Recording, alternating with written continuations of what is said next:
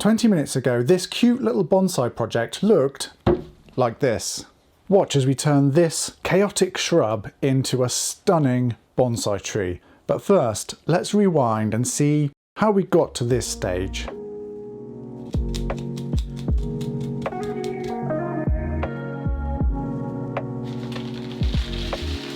So a shrub like this is pretty messy.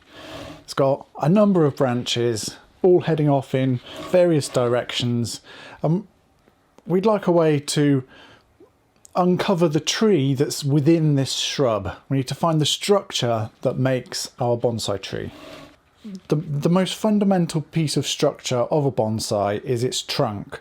So the first thing I need to do is find a way to define which pieces of this shrub form the trunk of our tree and which pieces are either going to be the branches or will be removed. So I've had a look at the previous video, to which I'll put a link at the end or down below, to remind myself which angle the roots looked best at. So I've been searching for what we call the nabari, and that's a place at the bottom of the trunk where structural roots emerge at roughly the same level and hopefully move away from the trunk into the soil so that it looks like the tree is gripping the ground. It's a bit awkward that it swells here, but we've revealed our nabari, this section of roots here that will be on show and visible above the soil when it's a bonsai tree. They're buried at the moment so we can't see, and they weren't so great from this side and they were better from this side. So somewhere in this region the roots look the best. The next thing I'd like to do is define the line of the trunk. And in doing that, I'm looking for any features or deadwood that the material may have. In this case, there aren't really any. It's just a bunch of branches. And I'm also looking for changes of direction. We're looking for any movement that looks natural, but gives the trunk some interest. I quite like the way it comes up and then sweeps off to the side here, around here, and then maybe comes up around there. With the trunk line at least formatively chosen, there's still a chance to change as we work our way through the tree, but at least now that I know where the trunk line is, it gives me a bit of extra information to make choosing the branches that we're going to keep and the branches that we're going to remove just that little bit easier. The tools that I'm going to use are my trusty Wazakoa shears and branch cutter. Links are in the description and comments down below. Right, I'm going to start by taking this weed out. Just get you out of the way. And so in order to choose my branches, I'm going to start at the bottom and work my way up. So the first thing I see is I've got a couple of small shoots down here. They're a bit small and a bit low to be used, so I can remove those. And we've also got a similar situation here. These are very low down. Just clean that up a little bit better. All right.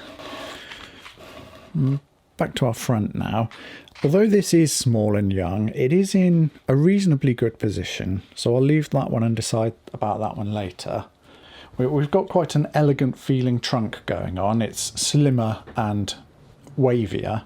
Having branches low suggests width and power rather than elegance. Here's how to use a bonsai branch cutter. So I want to remove this branch, and we've got almost like a little shoulder where the branch meets the trunk. It's important that I stay outside of that shoulder to ensure we don't get dieback after doing the prune. So I'm going to position my branch cutter with the blades parallel to the trunk, and I'm going to stay well back from that shoulder because as the blades close, they bite into it a bit. I don't want to breach that shoulder, so a couple of mil clearance, and once we're in position, we'll apply the pressure, and the cut's been made. This branch here is also a little lower than I'd like, so I'll repeat the same, staying outside of that shoulder. Okay, there we are, that's looking better. This branch here is also a little low, although it's approaching the right position. but it's almost as thick as the trunk, so I don't really think that fits with the elegant narrative we're looking to create. So let's remove that one as well. If I need a bit more power, I can use the lower portion of the jaws, which have more strength, being careful not to nick any nearby branches. We're roughly in the middle of the jaws there.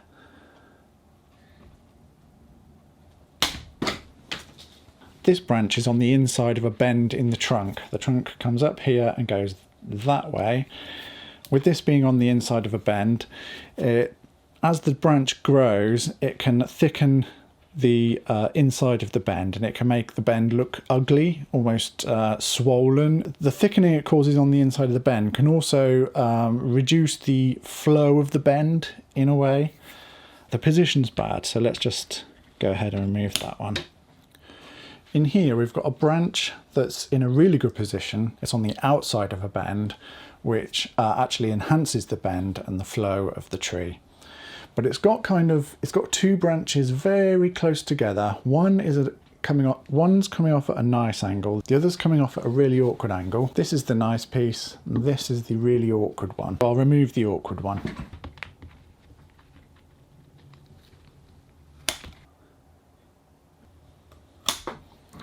Okay, that's better. There's also an awkward shoot coming from the armpit there, so I can take that one out of the way. So we've got 3 branches on the outside of this bend. I don't know which one I'd like to use, so I'll keep them all for the time being.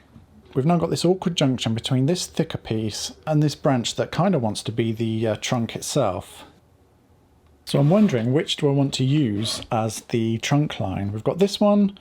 It's kind of dominant and thicker, but it has less branches. It's also quite straight. It almost comes off. This bend is almost 90 degrees if we use this one as well. So it has, it has pros and cons.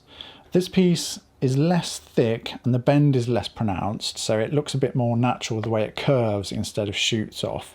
It's also got lots more branches to choose from. The other thing I need to consider is if I remove this thicker piece, it's going to create a bigger scar. I'm going to start by tidying some of these shoots up. That'll make the decision easier. Cut that one off. Cut this one back. I think it's dead. We've got this piece is coming from the crotch, so that one can go.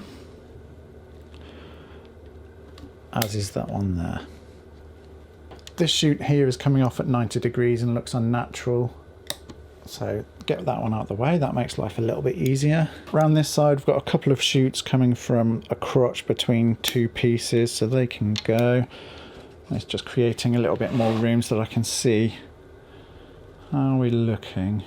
And again, we've got 2 shoots here right next to each other. One's at 90 degrees, which looks at too angular and unnatural, so I'll get rid of the 90-degree one. Okay, I've reached a decision. Now that I can see what's going on, if I keep this section as my trunk leader, it's going to really make this area look quite ugly, having removed this piece. So although it's got merits, I'm going to get rid of that one, and I prune some of the shoots that are coming off it, just to make a little bit room for my cutters to get in.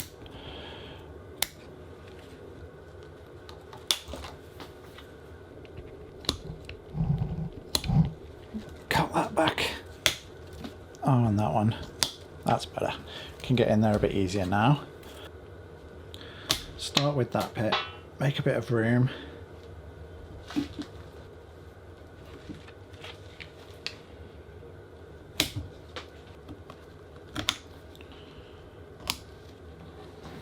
Chomping it away piecemeal like that. There we go. I really like the way the trunk comes up here, sweeps in that direction, and it'd be nice if it came up again here, which means we don't need this section. And there's plenty of shoots on this side of the trunk here that we could use to fill in any space. And there's even some shoots coming from the crotch that we might be able to make a use of. So I'm going to, carefully as I can, just come in here, and we're done. Now that we've got a bend here, this branch is coming from the inside of that bend, so I can remove that guy like so. And although this one is also kind of coming from the inside of that bend, I'll leave that one for now until we've got a bit more to work with.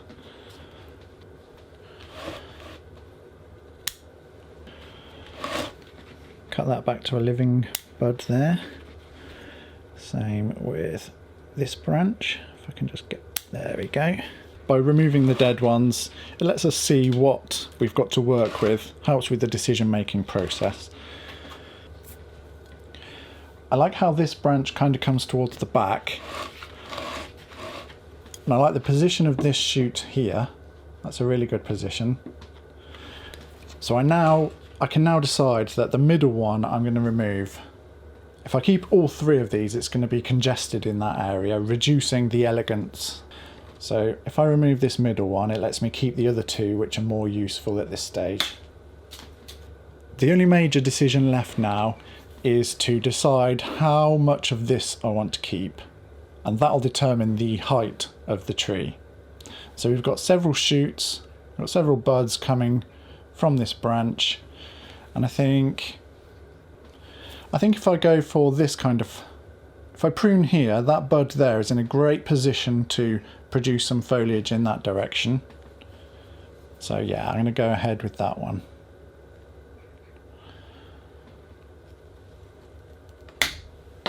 Staying well above where that bud is. So now we've chosen our trunk line and we've removed the branches that we didn't need. We can now start to look at the length of some of these branches. So I'll start down here. This one's small. Maybe we need it, maybe we don't, but don't need to touch the length of that one. The next branch as we come up is this one here. It's got some lovely shoots off to the side. And then this thicker piece kind of reaches up to the sky. And I cut the thicker piece back to some side shoots.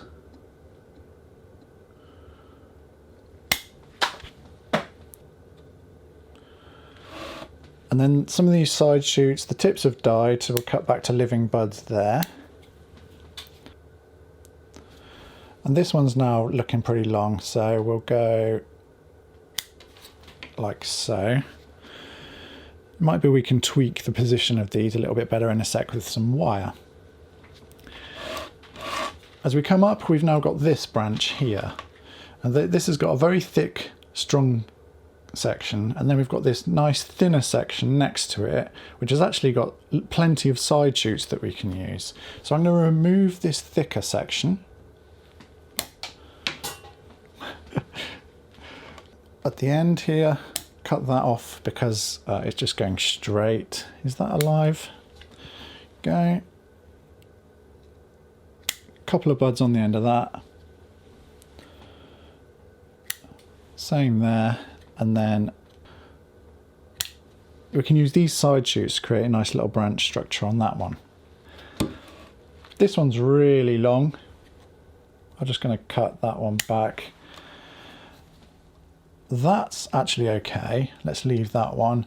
And although this is a little on the long side, I'm going to leave that one for the time being and see how that one progresses.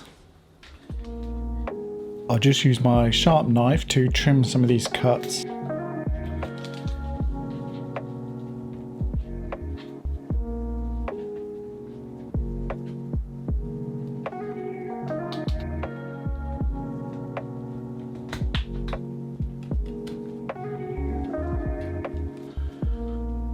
And then I'll pop some wound sealer on.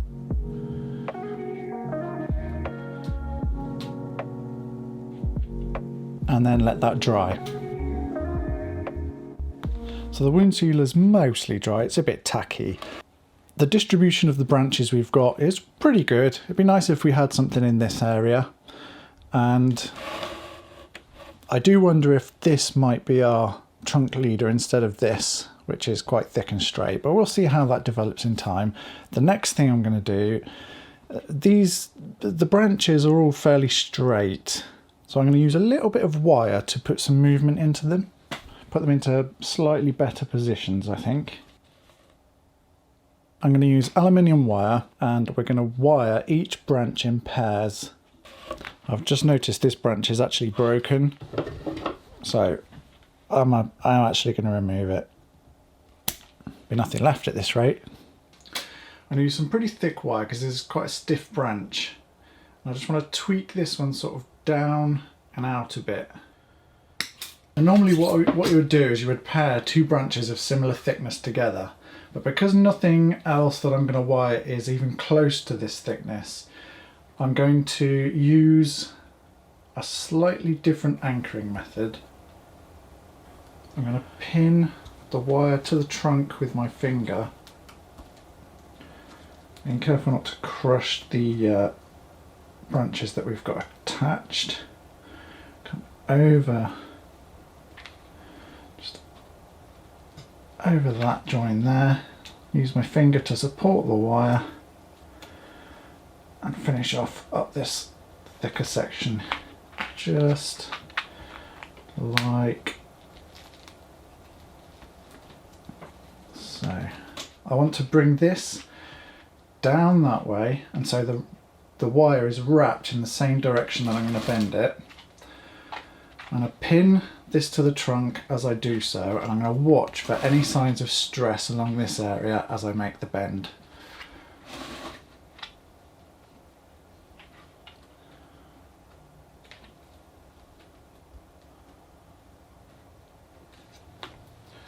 Let's just cut this out of the way, make a bit more room so that you can see what I'm doing on.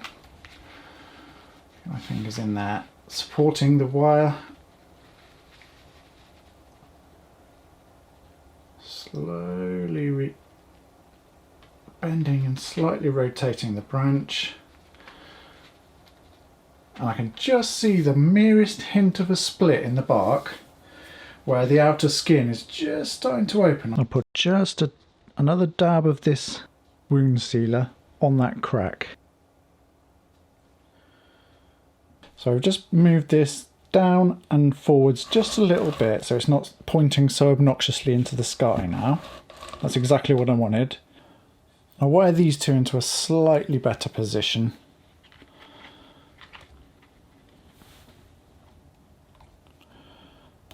Get those leaves out of the way, that's going to make life slightly easier. I'm not in a very good position here, but I'm trying to do it in a way that you can see what's going on the camera. So you'll have to excuse the suboptimal hand positioning. We'll talk more about how to wire in a later video. For now, I'm just going to concentrate on getting this sorted.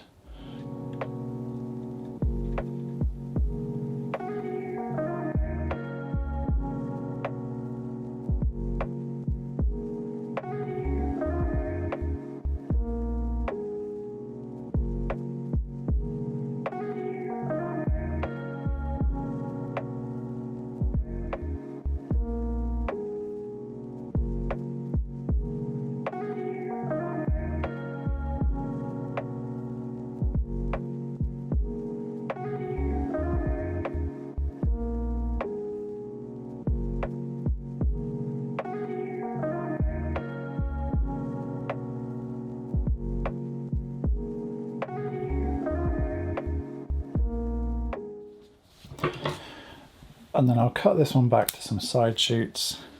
There we go. Okay.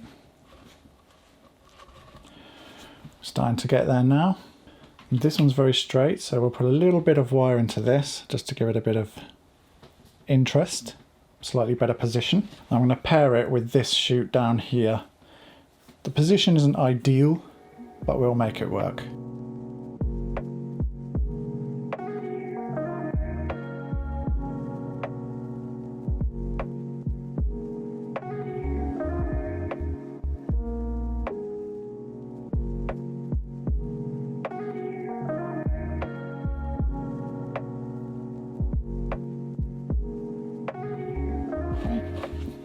Got some on this one as well.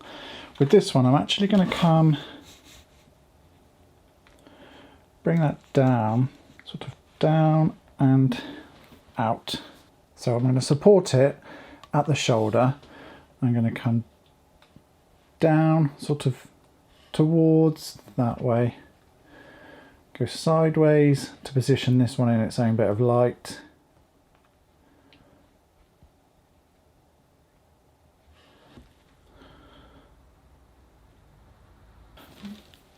Next, we'll wire these two together. Got to be careful with this one because that's a young shoot, but we'll be alright. Gonna get it locked just like so. And then we'll come under and then back across. And then get it locked under there. And I'm gonna really support the branch with my working hand here as I do the wraps, because as you can see the wire is a bit stiffer than the branch. It's very flexible, so if I wasn't to support it as I put it on, the branch would be, I mean, it's done it a little bit here, but that's fine, we've got away with that. And over on this side, this one's a little bit more mature, so it's not quite as flexible. Just dodge that little shoot there and then work our way to the tip. And so I'm going to come upwards, then back out,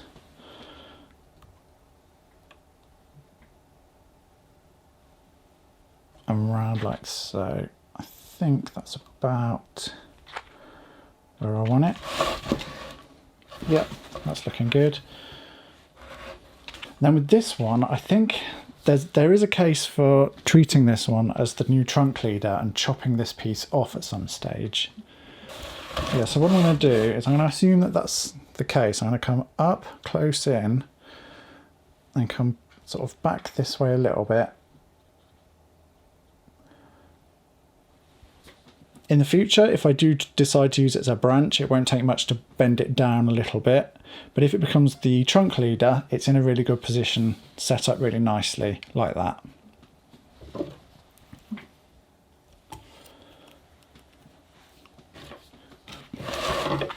I don't need this. It just looks random.